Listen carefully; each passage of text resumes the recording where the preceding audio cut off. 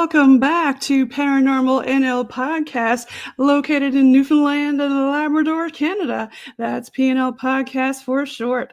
I'm your host and founder, Jen Nosworthy. Thank you for tuning in to UPRN, United Public Radio Network, 107.7 FM in New Orleans and 105.3 FM in the Gulf. I've got two special Bigfoot guests from New Mexico and Texas waiting tonight backstage, who I'll bring on shortly. For tonight's UPRN segment number 21, PNL Podcast is sponsored by the Bog Team. It's a boots on the ground Bog Team doing historical paranormal investigations in Newfoundland and Labrador, Canada. PNL Podcast believes in supporting international paranormal networking and highlighting global paranormal people, places, and things. If you'd like to be a guest on my show or have a historical or heritage building you'd like investigated in Newfoundland, contact paranormal.nl.podcast@gmail.com and follow PNL Podcast on the Bog Team on their link tree. Now, let's get on with the show. I've got all the way from New Mexico, we've got Will Jevning, and we've got Joe DeHoyos from Texas. Welcome, y'all. Well, hello. Yeah, thanks for having us. We appreciate it. Now, Joe with me is a frequent flyer. He's back again now. For the folks who are on UPRN, Joe was on season 2, episode 120 with a collab we did with Joel Stern, the linguist, translator about the elusive force poltergeist. And I think you were also on season 2, episode 103. So welcome back. Yeah, thank you. Yeah. So do you want to start with Will? Do you want to start with you? What's going on all the way in New Mexico? It's up to you. It's up to you. You know, it's funny being in New Mexico. You wouldn't think the Southwest you'd have Bigfoot. I was shocked. There's all kinds of stuff going on here. Yeah, you wouldn't think, right? Because you think, how is he going to hide behind a cactus, right? I was so surprised. Where we live, it's in southern New Mexico, and it's actually, there's a fair amount of vegetation here. It's not all sand like I always thought it was in this part of the country, but you've got mountains there too, right? Well, oh yeah, just east of us, we have a really good view from the house, as a matter of fact, and there's forest just on the other side of that mountain chain. So lots of stuff I hear going on. There was stuff right on the edge of town here a few years ago. Yeah, now for the folks tuning in who don't know yourself, for a bit of your bio, so Will, you're a Sasquatch researcher, multiple book author about Sasquatch, and the founder of Creek Devil podcast and YouTube. And I want to say thank you for your service, because you're also a USA Army veteran. Yeah, so you're welcome. Thank you for your service. And tell us a little bit more about some of your books and your research. And then before we get into that, let's introduce Joe so we can all know who's on the table here. What's up? I am Joe DeHoyos. I'm here in Houston, Texas. Been here just about all my life in Houston. And I research, the creature we call Sasquatch or Bigfoot, primarily here in Texas. I've been doing that since 2012. Then I started my own podcast, and like I tell everyone, I wouldn't be doing any of this if it wasn't for Will. When he started doing it, I started listening to him, and we became friends, and then he kind of drug me along. Now I'm addicted to this stuff, and it's all because of him. and you're with Beyond the Woodline podcast, right? Yeah, and I wouldn't have done any of this if it wasn't for Will. So Will's a great guy. Listen to Joe's podcast. What was that? Joe, were you doing some fanning on Will? Will was doing another podcast, and then he had a mutual friend, Lupe, and then we just kind of got connected through that, and we've just been friends ever since. And I'm not afraid to say, man, I kind of followed in his footsteps a little bit, and doing my own thing, but Pardon the pun, but Will's got some big footsteps to follow. Yeah, man. Oh, I just I can feel him, but I'll follow him. That's just the virtue of being old. Oh, and wise. Yeah. So how did it all start for you, Will? I know you probably told this story 1,000 times, but Well, I do don't you? know if I should go into depth on it because it takes a while, but this started for me actually back in 1972 when I was 14. Me and a friend were walking over to another friend's house in the snow. We came across footprints. We didn't know what they were. We'd never heard the word, Bigfoot or Sasquatch. And this was in the South Puget Sound area of Washington State. And it was really cold that morning. We found some intestines. That's what led us to finding the footprints. So the intestines weren't frozen. It scared us. We found these dozens of these big human-like bare feet in the snow. And then I guess we realized that the intestines weren't frozen yet. That scared us because we knew whatever had put them there, Something was in the area. it Yeah. was close by. So we took off running to my friend John's house, and we're pounding on the door, and there's John answers, and he has 2 younger brothers and sisters. So it was pandemonium with all these kids in the living room. And his dad was retired Navy and kind of gruff. And he comes out, and he's like, "Boys, knock it off. What's going on?" So we told him what we found. He grabbed a .45 pistol and a camera, and he said, "Take me back up there and show me what you found." So this whole gaggle of kids goes up there, and John and I talked about it recently. And we're sure that we all destroyed most of the footprints, but he did get a couple of pictures. So he proceeds to tell us what he thinks it is. And of course, we're into, the old monster movies and stuff. And we're thinking, wow, there's real monsters out here in the woods. So we went out looking every weekend for a couple of months, didn't see another thing. So, you're that age, you kind of move on to other things. And 2 years later, when I was 16, my dog was barking right at dusk one evening. And I'm thinking, oh, geez, raccoons or skunks or something. And my dad always told me to shoot anything that come in the yard. So I went and got him, sent him out to the tree line. I had a .22 with a couple of bullets. And he goes to the tree line and he freezes. And I'm thinking, what's he doing? The dog never froze anywhere. So I get up toward him and he comes running back past me. And I'm thinking, dang, maybe he's afraid of a porcupine or something. Or he got into a porcupine once pretty bad. I'm thinking, So- what kind of dog? Is he a big dog? It was a collie. Collie. Okay. Yeah. Oh, he was fearless. He was never afraid of anything ever. So I go up to the tree line. I could hear something moving inside the tree line. I'm thinking, okay, maybe the porcupine's back. So I put a bullet in the chamber, and the grass was pretty tall. They're probably about 3 feet high. And this would have been around October because we were getting frost that time of year. And so the tree limbs, the fir limbs hung down into the grass pretty low. So I had to push my way through those. And inside the tree line, there was this big maple tree, really big. Trunk was probably, 3-4 feet across easily. And so as I cleared the tree limbs, I come with it was the tree itself was maybe 20 feet away from me. And here's this massive thing standing to the left of me on the side of the tree trunk, and it was moving leaves around with its right foot. And of course, all this stuff goes through your mind. I'm thinking, what in the heck is that? What am I looking at? Yeah, right. Then I'm thinking, how do I get out of this one? I'd run into bear when I was My a kid. gun big enough? Wait. So what happened? You're just in shock. So I thought, well, okay, maybe if I shoot in the air, it'll go away. I shoot in the air, and it stopped when it saw me and just stood there and stared. So I shoot in the air, nothing happens. It didn't move. Then off to my right rear, I hear some noise behind the brush. And here comes another one walking out from behind the brush. And it was slightly smaller than the first one. And it walked over and stood by the first one. I took off running. I just bolted. Now my sister and everybody Yeah. Oh, geez. My sisters and everybody made fun of us for finding the footprints 2 years before. So I wasn't saying a word to anybody in the house. I grabbed the phone. I called John, told him what just happened. So a bunch of us got together, 4 or 5 of us got together the next morning before first light with our hunting rifles. And we went out and followed the tracks. And we followed them till I'm guessing around 10 in the morning when the sun had finally melted all the frost.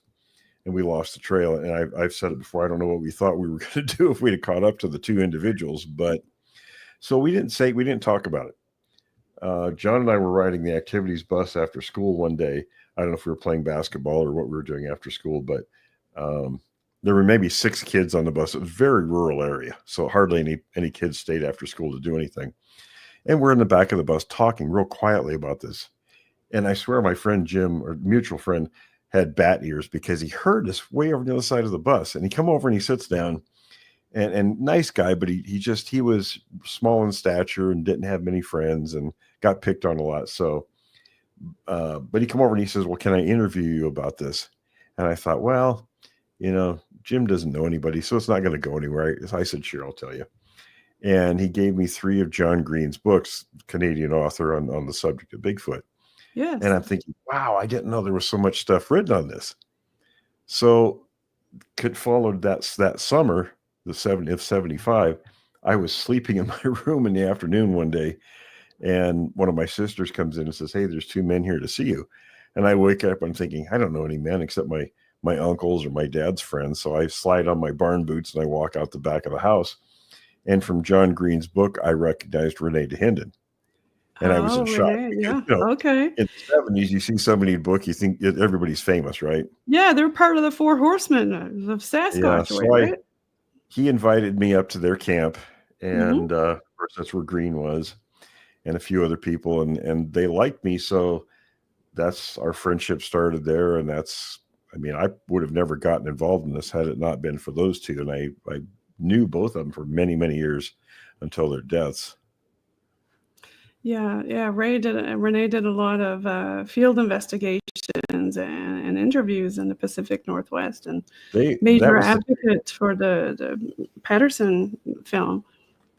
Oh yeah, well, he told me, and Rene and I we were much closer than Green and I were as friends, and we used to visit each other all the time for years. And we were talking about that one night at his house, and I said, so what's the deal with the film? What do you think? Is it real, not real? And he says, I worked for 20 years trying to disprove it.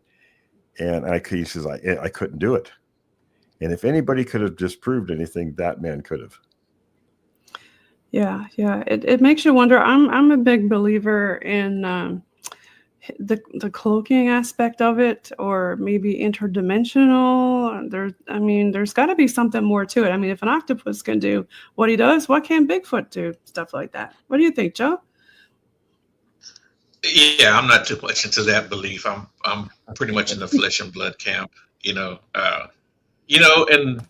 just simply because almost every single witness that I've spoken with have describe the flesh and blood creature, and you look at all the podcasts that talk about Bigfoot, they're all describing the flesh and blood creature. And the people that do talk about the woo aspects, there are few and far between. And but if a creature that big wants to hide, and he's intelligent enough, he can really. Think about like here in Newfoundland, where I'm from, on the little island, there's been a lot of big cat sightings, but very elusive and hard to find. But there are a lot of sightings, and people have even said they've seen Sasquatch, the hairy man, and whatnot here too, because we were part of the Appalachian Mountains. But yeah, you guys are totally right. If something wants to not be found, they are intelligent, they could easily hide. Extremely. Yeah. And I always tell people, if it's not physical, then why do they poop in the woods? Well, you were talking about poop with Cat Ward, and about how in the zoo the monkeys throw stuff at you. Oh yeah. There was an instance. You mentioned an instance about that? I had a witness who, I was talking to Tom, my former co-host who passed away last year.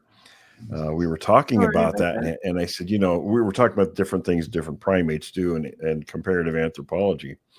And I said, of all the things that Sasquatches do, which are very similar to other primate species, very similar in their behaviors in many ways, I said, I haven't heard them, like chimps do, commonly throw their feces at people and other animals. And I'll bet you within a couple, 2-3 days, I had somebody contact me with that very incident, and it actually hurt the guy. It hit him with such force, the quantity and the force were such that it really, I don't know that it caused serious injury, but it really hurt the guy. That's a lot of poop. And that's a lot of something. It's got to be a large animal, right? You were talking about Cow Pie High School. you know about that, Joe, right? Where I went to high school, the school was out in the middle of a pasture. It was very rural, that whole area, and there wasn't any town near the school. So because the school was out in the pasture, we all nicknamed it Cow Pie High. Cow Pie High. There you go. Now, Joe, you've had some experiences yourself, no? Yeah, I haven't had a full on sighting, but me and my good friend Walter, we've had a couple of hairy incidents, no pun intended. You have. And we actually wound up leaving. This was probably 2 years ago, I would say.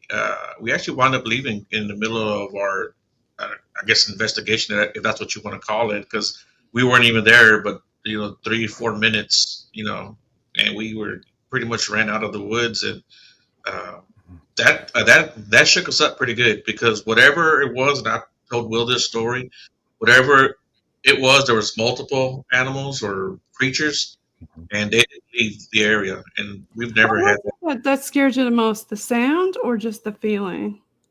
Or both? both because we heard what sounded like it, like this like this tongue popping, or I don't know what to describe it. It was like a That word that go.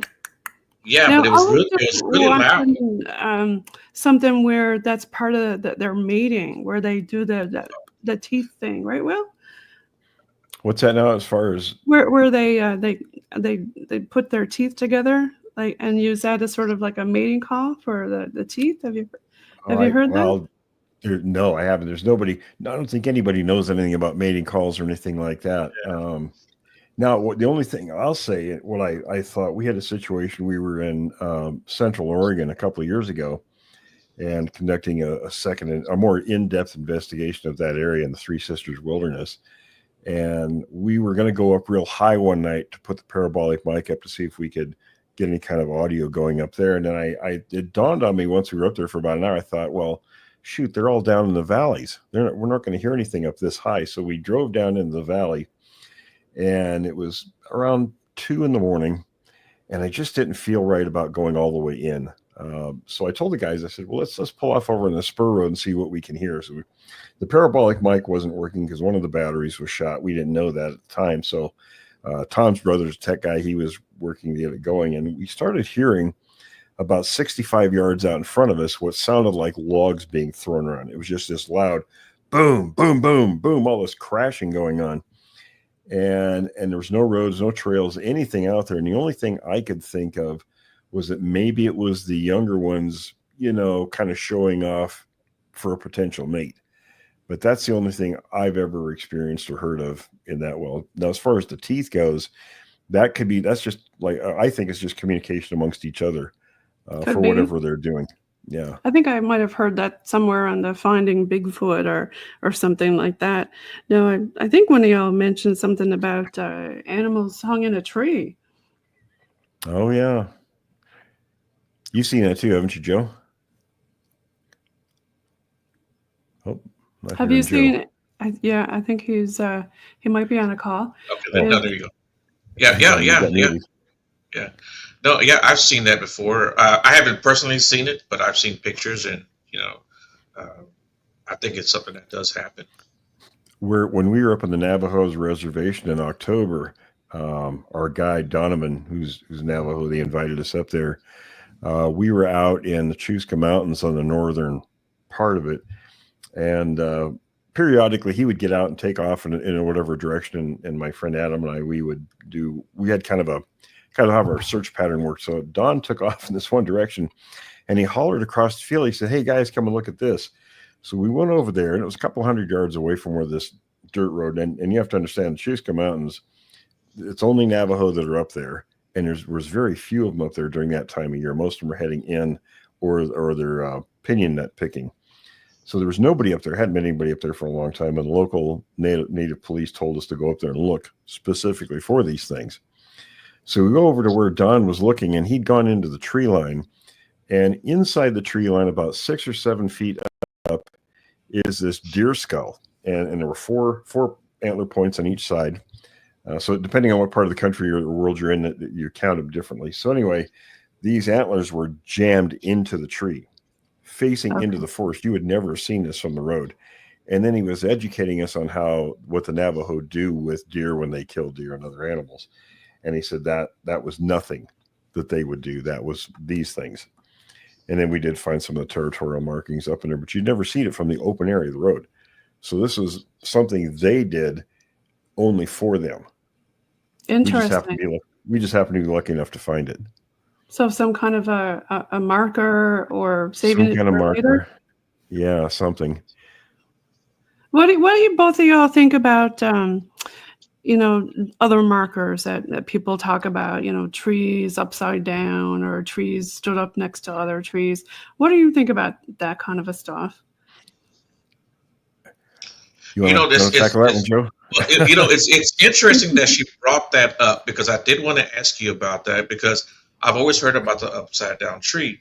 Mm-hmm. The gentleman here in Texas, that I've been seeing, it's got private property. We were talking in October, and he was telling me that when he was young, that because this is all private land, and he's got some very swampy area. He says that he remembers seeing trees upside down, and I've heard this so much, and I just wondered what you yourself thought about that. The only time I ever heard of that was up in Prince of Wales Island, towards Alaska, and that was kind of for a long time sort of an isolated circumstance or case. But I have heard people say it elsewhere and sent me pictures. I don't know, because what I got. And this goes back to in one of Green's books. He had a story of a couple of guys who were trapping in Alaska, and it probably happened in the 40s, but the story was published in 1963 in Sports Field magazine. And the local Indians, or this group of Indians, the Den Indians, they were hunting caribou, and they came to the two white guys, and they said they wanted to camp with them because Gilliuk, was up there, wasn't hunting caribou, was hunting men, or 8 men. So they said it doesn't molest the white man, so maybe it won't bother us if you guys are in the camp, right? Pretty reasonable. So they took these guys and showed them its mark, and they talked about this sapling being mangled, and they talked about it. The wording exactly was twisted like a matchstick, and you have to think about what were matchsticks like in the 40s. Well, they were all wooden matches. They weren't the paper things that we got later. So, and I remember my dad, of course, he was a World War II vet, and, my mom too, she worked for the government then. And the terminology people used during that time period and what it meant. And then they talked about twisting things. And usually it meant breaking them like that. They'd say twist, they meant break. So I was at Bob Titmus's house one time in the 80s or 90s. I can't remember, 80s, I think. And he was taking me around showing me these different things that he'd found in Bluff Creek. And these tree limbs were maybe, they were only about an inch thick, and they were snapped in half and kind of turned over on themselves. And he had dozens of them in the house, piles of them. And he said that him and another guy were following a set of 15-inch tracks one time, and they came across these periodically along the line of tracks. And he says, I don't know, maybe as it walked along, it was just snapping these things. And in the back of my mind, I'm listening to him, but I'm thinking, I just wasn't very impressed with that. But I also used to think, for Sasquatches, if they're like other primates, they're going to mark territory. But it's got to be like background noise, things that we just automatically assume are there, and it doesn't mean anything to us, especially, with, weather breaks and stuff like that. So fast forward to 1991, a friend of mine and I were in this river watershed area, and we decided to hike up the ridge to a saddle that it was in between two drainage systems, and the drainage systems had a lot of sightings on both of them. So we assumed that the saddle was a conduit between the two drainage systems. Right. So we got up this slope about 2,200 feet in elevation, and we stopped for a break. And this is a closed canopy, right? Not a lot of underbrush. So here was this dug fir tree, maybe 15 feet tall, about 3 inches thick. And I had my tape measure, so I measured where the break was. The tree was snapped over 90 degrees, 8 feet 1 inches off the ground. And there was no indication whatsoever how that happened. There was no claw marks from bear. Of course, black bear's not going to reach that high anyway, let alone have the capacity to do that. It wasn't rotten. It was a fresh tree. It was freshly done in the middle of July, covered by, so no wind or anything. I mean, it was just no reason that was broken like that. Then we looked off as far as we could see to the northeast, and we see another one. So we kept going in that direction. We found 13 of these things in a line. And I was taking pictures and measurements. So when we get back, I had a friend who was an Indian from the Klamath Reservation. And I showed him my pictures, and he kind of chuckled. And he says, "Oh, you finally found that." I'm thinking, I said, "What do you mean finally found it? Why didn't you tell me what I'm looking for up there?" And So he was knew. he was a jokester. He knew. And so he told me, he says, "Well, that's how they mark territory." And he said, "What you found, that line, that was the big guy of the group telling the rest of them which way we're going to the next feeding area." And then he said, okay. sometimes they'll snap trees to mark an area with high human activity as kind of a warning to their own kind that, hey, this is not a good place to go. Not a good place to go. What do you think once about oh, go ahead. I'm sorry. Once you start what? No, go ahead. Oh, I was just going to say that, these things, once you see what they look like, you really can't mistake them for weather breaks or anything else. And it's only in places where there's current activity that you see these things. And Okay. you know what's interesting about that, too? Well, we've talked about that in that same area that me and Walter got ran out of, which is, I call his area, is where we found that branch. It was like a good 10, 12 feet off the ground. And it not only was it snapped, but it was twisted. Like it was twisted. Yeah, like a dish they'll rack. either snap or twist a tree. And it was hanging over the road, and that was the only tree on the way in there that was like that. And there's several trees, where the canopy kind of goes over the road. And, of course, right away, people were like, well, there's 18-wheeler. Like, there's no 18-wheeler going on this road. and windstorm, and even if it was a windstorm, why would that one tree be damaged, And not the way it was. Yeah. I've found them both twisted and snapped. And like I said, you really can't, especially the really dramatic ones. I consider that a dramatic one. That's a very good one. And of course, the one Walter saw there was 9.5 feet tall, which is which is a big boy, especially for here in Texas. Yeah. Oh yeah. So he could have reached up there easily. Yeah. Makes you wonder about the different things that they do as communication, and not only that, but I know I've talked with a couple different people, Al and Sarah Bignell, recently about gifting. Do y'all have your own theories on gifting? Well, it's not a good idea to give them stuff. Yeah, I don't think it's a good idea. And I'm not saying that they don't do that, but I don't think they do it as much as people think, because there's so many other animals that, that bring stuff. I mean, squirrels, possum, birds, they will bring you stuff, unless they're bringing you, something huge, if I can explain it, with smaller animals, because I've never seen anyone say, hey, look, he brought me a big old, side of beef or something, it's always something small, a pebble, a rock, a bottle you have cap. to think, well, why would they do that? I mean, yeah. So what other things do you find interesting about them that really got you hooked, besides the fact that you had your own encounters? Do you have like your own bucket list of Bigfoot things that you want to do? Joe, you want to go first? Bucket list, people ask me all the time, is there a bucket list of place that I want to go to? And I said, man, I got a perfect place here in Texas, Walter's area. That's it. It doesn't get any better than that. We've had encounters there that I believe we've had experience there at the very least. We found good markings. We found, the hog with his head ripped off. We found prints, so, I'm in the prime area as far as that goes. The only other thing I'm going to do is actually go out with Will and meet him face to face one day, and hopefully I can do that soon. But other than that, that's really it. I was going to just lead into that, Will, on your research group. Did y'all want to talk a little bit about that? On the JRG group? Yeah. Well, part of the problem with this topic is finding out where stuff is currently going on, and you really need a network. And I learned that from Green and Dahinden. That's what they were doing when they kind of enlisted me into helping them find things. They were trying to have people in local areas. When something happened, they would contact you, and then you're sort of the clearinghouse for this stuff that's going on. And that's kind of what we do with the JRG. I mean, it also on Facebook, I think, what do we have, about 4,300 members on the group now? And that's a tough crowd.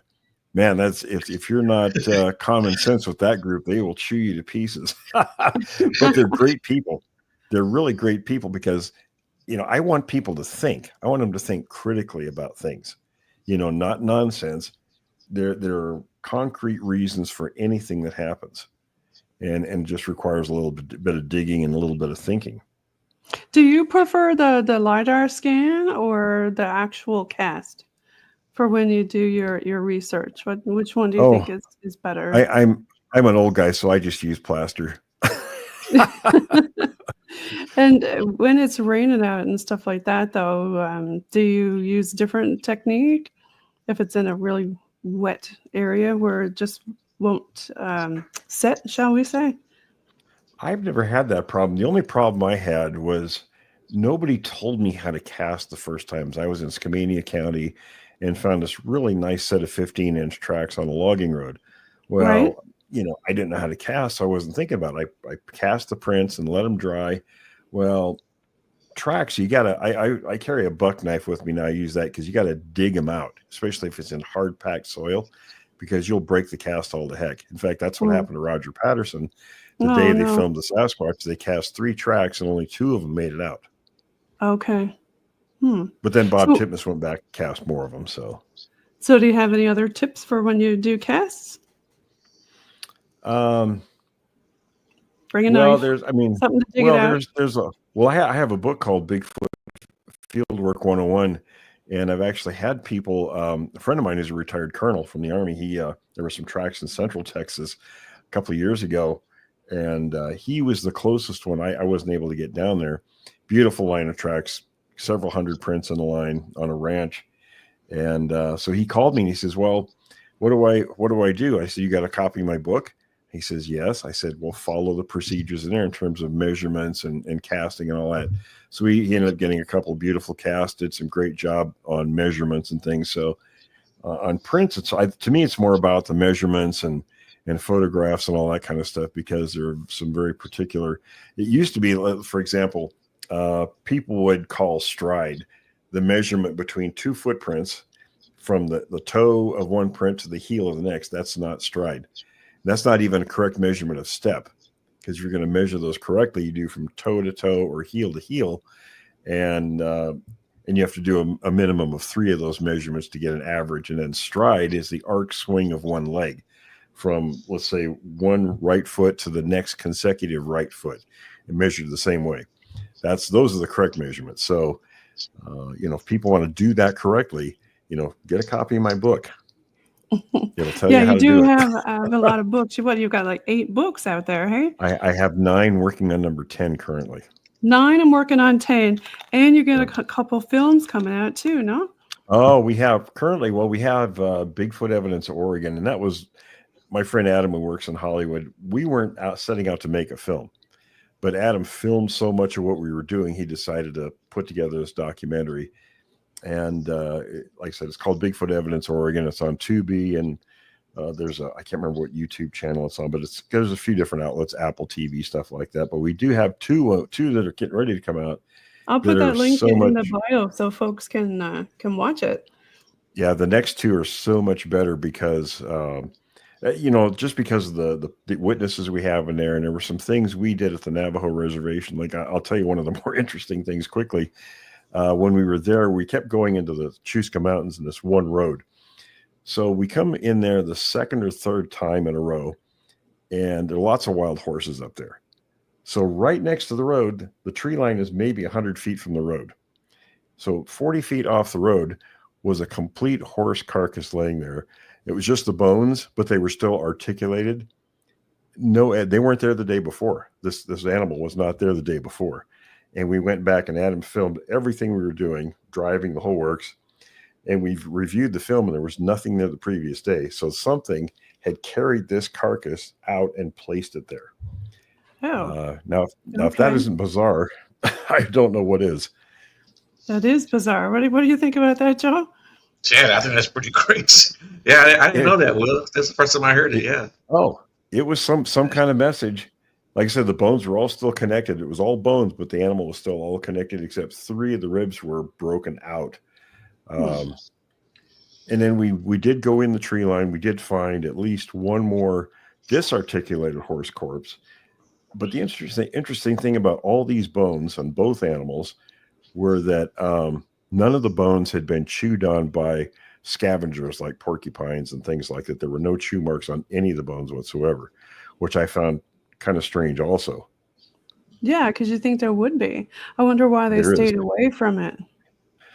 Well, the local Navajo told us there was an old white Sasquatch that lived up there year-round eating horses. So, and I was never a proponent of structures until we met a family picking pinyon nuts, and they told us they found 2 of them. They told us where to find them, and they saw an infant Sasquatch lying in the smaller one, and it didn't move. It was reddish brown color. It lay there very quiet. And then when Mama poked its head out of the brush, they all took off running. So Adam and I, we parked the Jeep, hiked up that road. They said it was about a quarter of a mile up there. We didn't find it. And I said, well, you know, people judge distance differently. So let's go. We ended up going about a mile up that road. And lo and behold, we did find a small structure, very rudimentary. It wasn't like these ornate things you see people posting, nothing like that at all. Right. So you had a credible family that saw this. They actually saw the creatures utilizing this thing. And then they told us later the one they found was closer to the main road, but it had been taken down and scattered. But we did find the second one and the beginnings of a larger one next to it. So their story was totally credible. We did find the object. It was very rudimentary, what I would expect a primate in the wild. If it was smart enough to make something, that's what it would make. So I had to revise. I mean, I'm always willing to revise my opinion on something if the evidence supports revision. And well, in this you know, case, when you talk about the trees and stuff like that, I was talking to another person who talked about a bushfire, and a gentleman in the helicopter had seen a lot of the Bigfoot running from fire. What do y'all think about what's going on in California, and do you think that that's pushing them further somewhere else, or what do you think about that? I'll tell you what happens with these areas that burn. When you go, and I showed Tom this, I said, when you go back to an area the following year after a forest fire, what do you see in that area? You see lots of leafy plants just proliferate in that stuff because it provides nitrogen in the soil, which leafy plants love. So what's attracted to that area? Plant eaters. What's attracted to plant eaters? The predators. The Sasquatch is the predators. Right? Yeah, absolutely. So it's not a bad thing. It's caused a proliferation of their species.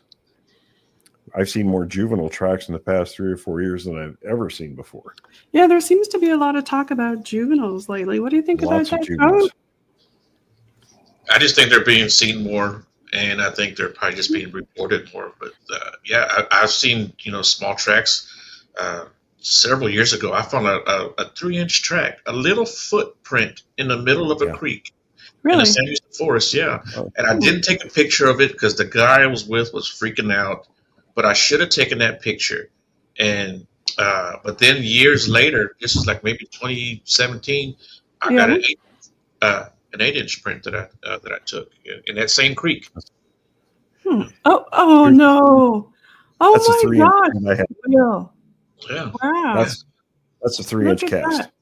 Yeah. That's amazing. Do you remember Mary from San Antonio, Will, that we talked to? Yeah. She had found a 3-inch print in her driveway, and she lives out in the country, And she I have a witness. Yeah. And I have a witness. Why do you guys think, though, that it's only just the one print that a lot of people see?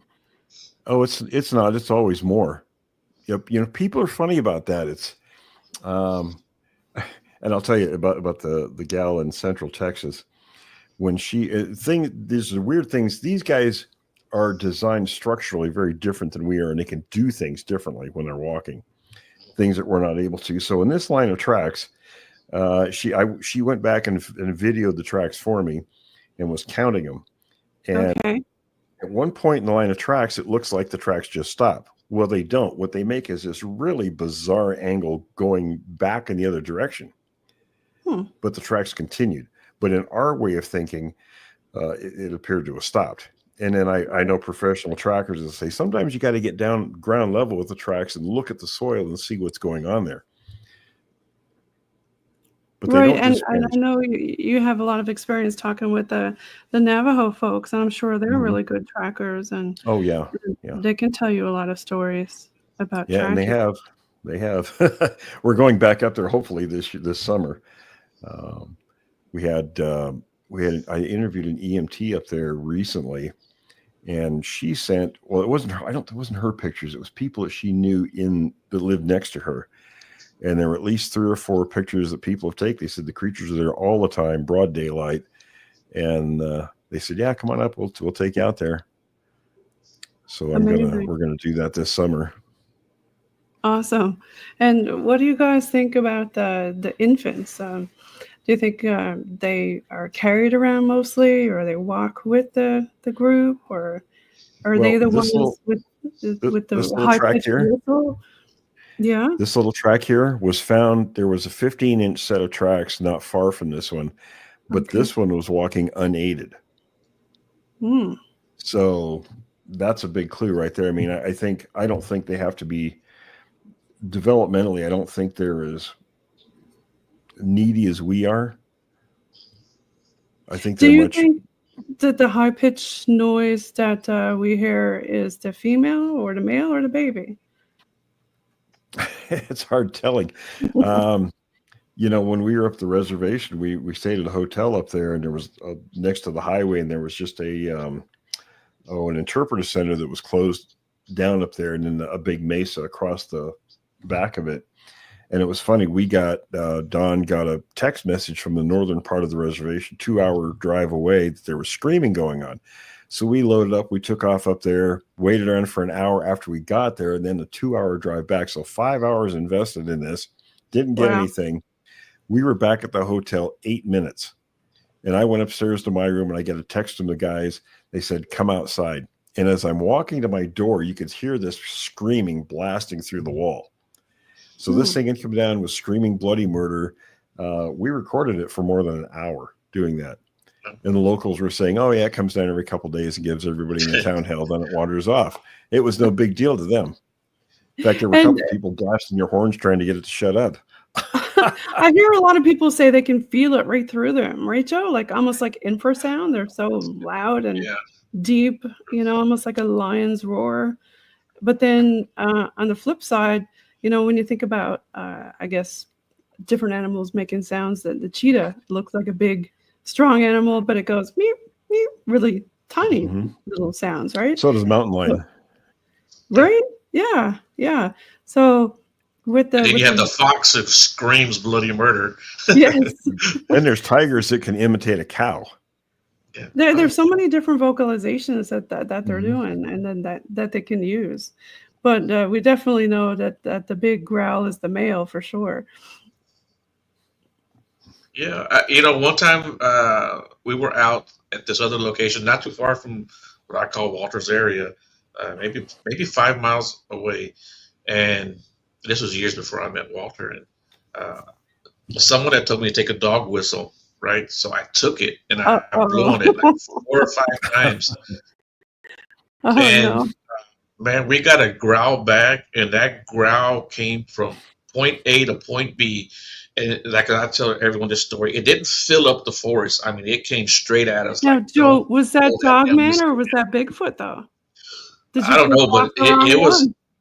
well, it's a Bigfoot territory, so I'm going to go with Bigfoot because yes, that's what's been seen in that area. But I think that thing did not like that dog whistle. And I still have it in my gear, but I've never used it since then. But maybe one day I'll.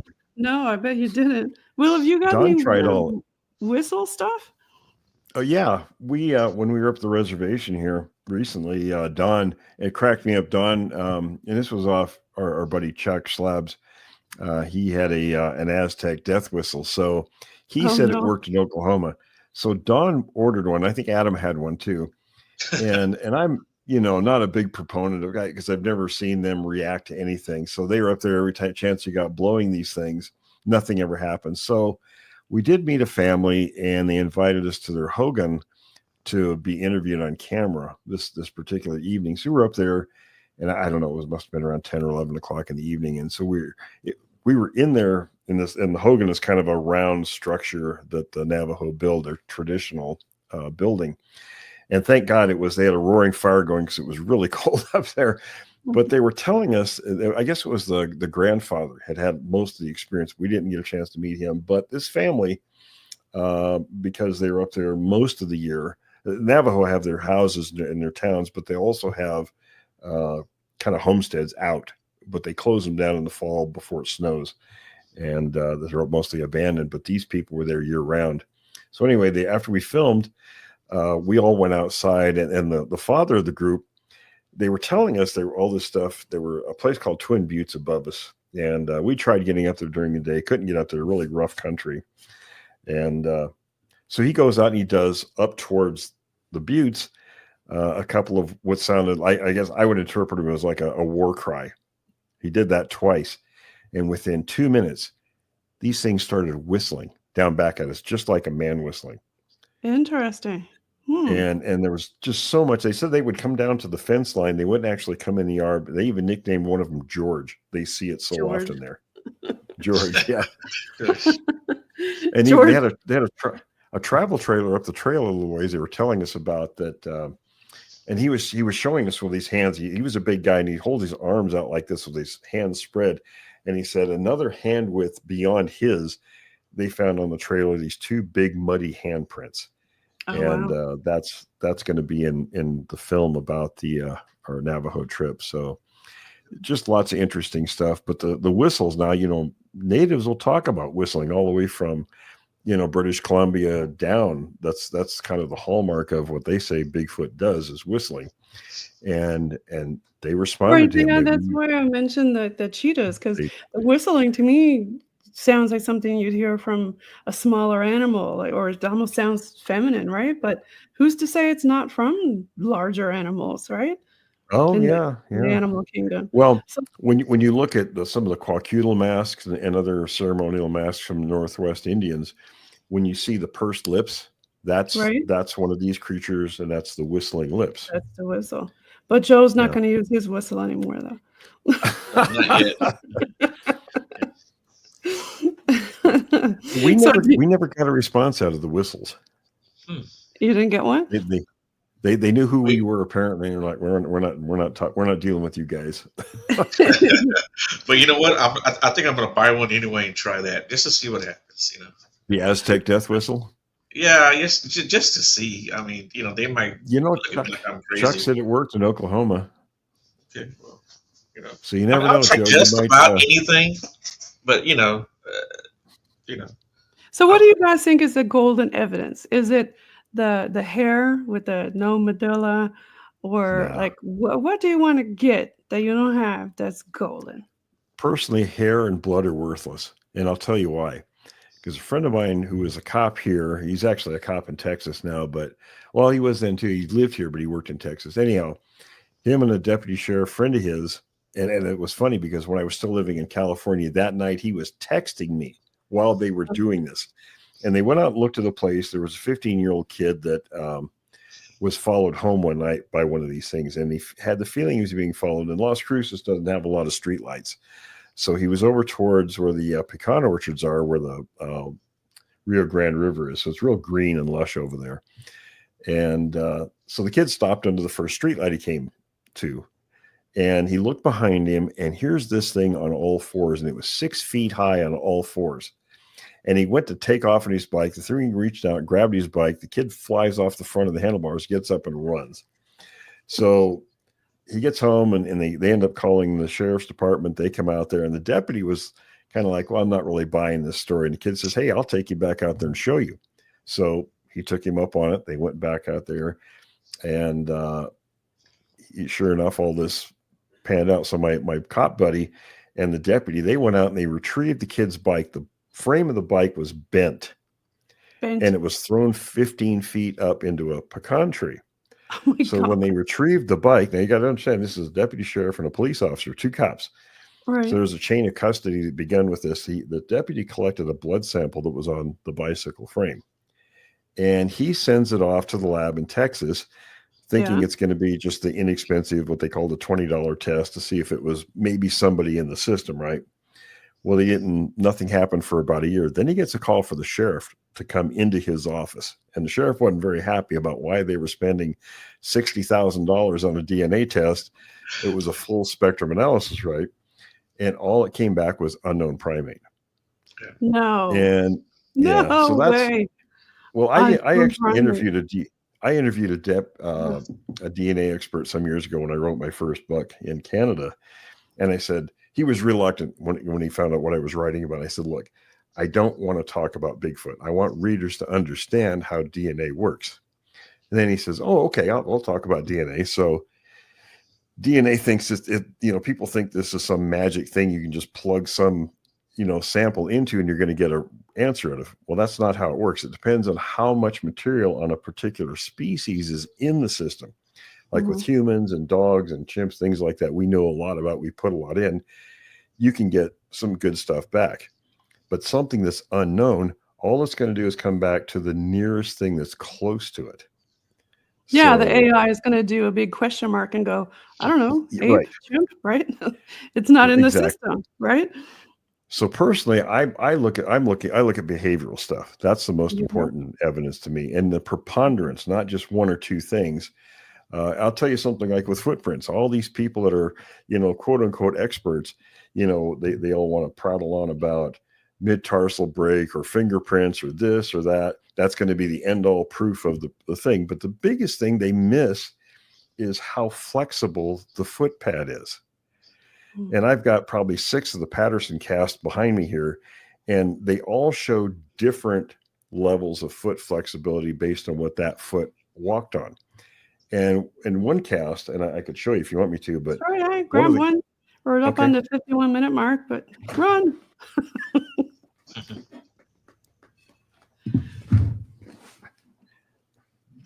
See, I think this is more important about footprints. They used to talk about things. They used to talk about foot flexibility. Okay, I don't know if we can see this. Hold it up. There you go. Okay. So people used to think when Green and Dahinden and those guys talked about foot flexibility, they were talking about the foot. They were thinking how the foot flexes like that. That's not what they meant. What they meant was how thick. And if you can see this, if I can hold it right, you see where it dips down here? Right. Yep. Okay. This foot, what it did, you see this area here is a big, oops, I'm going the wrong way. So there was probably a rock or something there when the foot stepped on it. And the rest of the foot molded around that object. That's what they were talking about, foot flexibility. And these things, if you're going to talk about something being legitimate, when those tracks were made, there was a guy named Ray Wallace who was the general contractor in that area. He was the one who hired the crews to go in and make the roads and the logging crews, things like that. And it wasn't until, and in fact, I'm doing some filming. We're actually creating a TV show, but I did some filming of myself talking about some of this stuff recently. And I went to bone up on Wallace. Well, Wallace never once claimed that he went out and did that. It wasn't until after he passed away in 2002 that his son came out and said that his father hoaxed this stuff. Well, there were 2 problems with that. Number one, the wooden feet don't match any of the casts that were ever made during that decade in that area. And second part was, let's see, there were 2 parts. I lost my train of thought there for a sec. Well, the foot flexibility, with wooden feet, you don't get that flexibility, that foot molding around objects, right? Right. And there was even a case where Rene told me that him and Green were called down there by Al Hodgson, who the road crews had told him they found a bunch of tracks one day. So those guys, it would take 2 or 3 days to drive from British Columbia down to Northern California, right? So the road crews aren't going to stop because they find Bigfoot tracks. They're going to keep working and destroy most of them. So when they did get there, they pointed out to where the tracks had gone off the road. They still counted 996 tracks in that line of tracks. Now that's really rugged country. It's very that's a lot of tracks. Down. That's a lot of tracks. And if somebody wearing a wooden foot with a single leather strap across the back isn't going to be able to do that, let alone produce the foot flexibility of the pad molding around things in the soil. And the rocks. So the claim is nonsense, and that's the only theory that was ever put forward about tracks being fake, was wooden feet.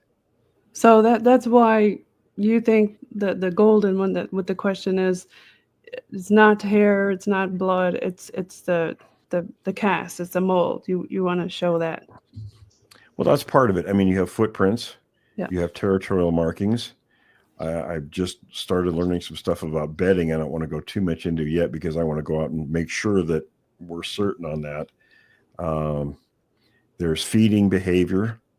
There's just a whole bunch of stuff that they do, and things like, you know, the horse carcass being packed into the road, and that was obvious. Something directed toward us because we were the only ones up there. And I don't know what that was meant. Maybe that was meant to, you know, stay the heck out of here. I have no clue. It's interesting, though. And all of your books, I'm sure they go into all this in much more depth. And folks, we're coming up on the 55-minute mark.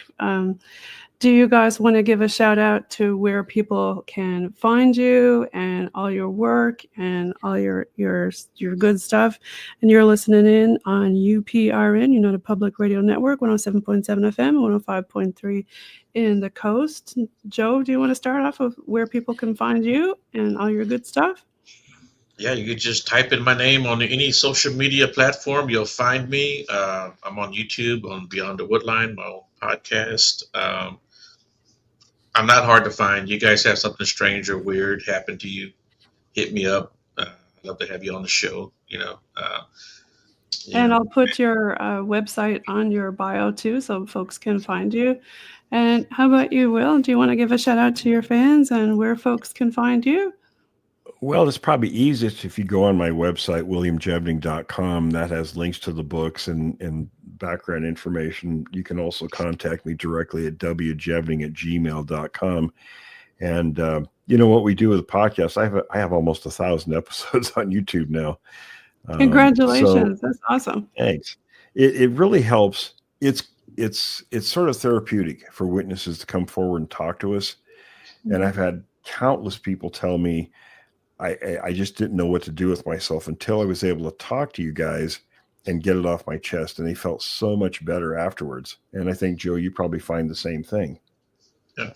Oh, yeah, all the time. Yeah, that's one of the things I hear quite a bit. Yeah, people are like, if it wasn't for this guy that I heard on your show or whatever, I wouldn't have told anybody my story. Yeah.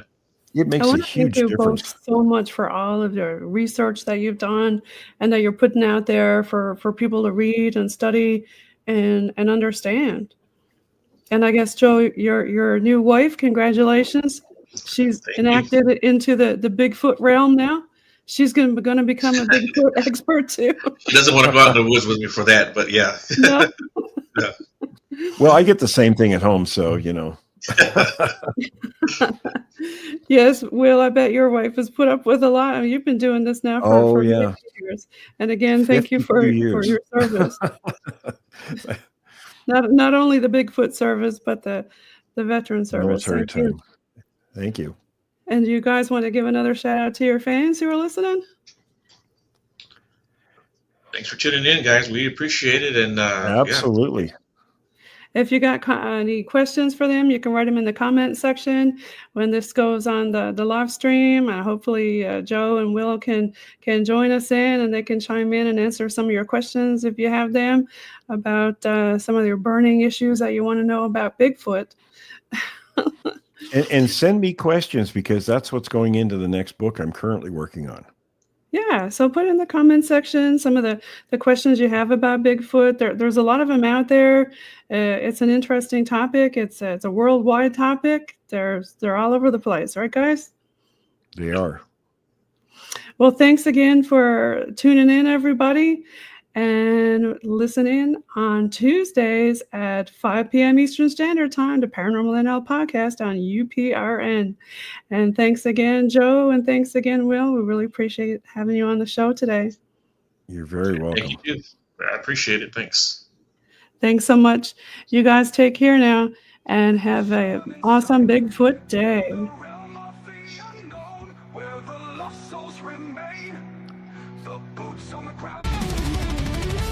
In the